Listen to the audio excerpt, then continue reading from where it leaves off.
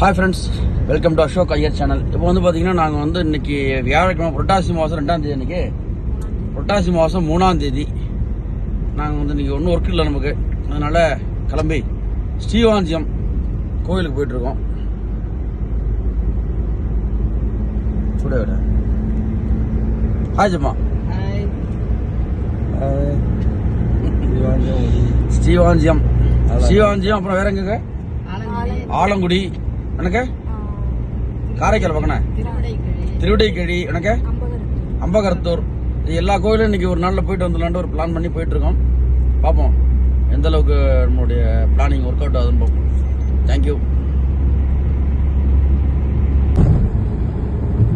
இது வந்து நம்ம வீட்டுக்கு பின்னாடி உள்ள பைபாஸ்.